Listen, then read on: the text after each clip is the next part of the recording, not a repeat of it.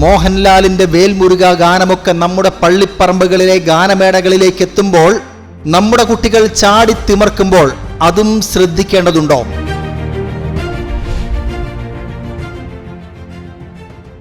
ക്ഷേത്രോത്സവത്തിൽ ഒരു ക്രിസ്തീയ ഭക്തിഗാനം പാടി അത് വിവാദമായിരിക്കുന്നു. വെറുതെ അങ്ങ് വിവാദമാവുകയല്ല, പ്രമുഖ മാധ്യമങ്ങൾ തന്നെ അത് ഏറ്റെടുത്തിരിക്കുന്നു. അതിനർത്ഥം ശ്രദ്ധിക്കേണ്ട ഒന്നാണ് എന്ന്. അടുത്ത കാലത്തായി ഏറെ ശ്രദ്ധിക്കപ്പെട്ട ഭജന സംഘത്തിനെതിരെ ഹൃദയവിദ്യാ ഫൗണ്ടേഷൻ ചെയർമാൻ വിദ്യാസാഗർ ഗുരുമൂർത്തിയുടെ പരാമർശമാണ്. നന്ദ കുന്തിരിക്കം ഭജൻസ് എന്നാണ് ഇദ്ദേഹം ഈ സംഘത്തെ ആക്ഷേപിച്ചിരിക്കുന്നത്. ക്ഷേത്രോത്സവത്തിന്റെ ഭാഗമായി നടന്ന സംഗീത പരിപാടിയിൽ ക്രിസ്ത്യൻ ഭക്തിഗാനം പാടി എന്നതാണ് നന്ദ ഗോവിന്ദം ഭജൻസ് ടീമിനെതിരെ വിമർശനത്തിന് ഇദ്ദേഹത്തെ പ്രേരിപ്പിച്ചിരിക്കുന്നത്.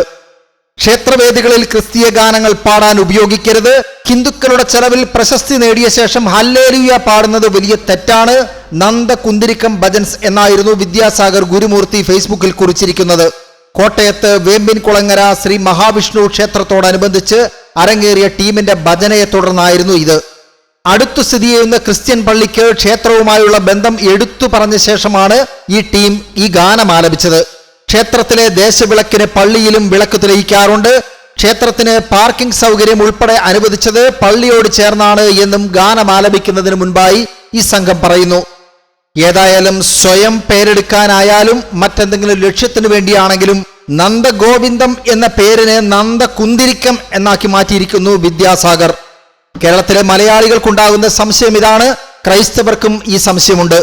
ഇനിയുള്ള കാലം ഇതൊക്കെ ശ്രദ്ധിക്കേണ്ടി വരുമോ? ക്രിസ്ത്യാനികളും ഇതൊക്കെ നോക്കേണ്ടി വരുമോ?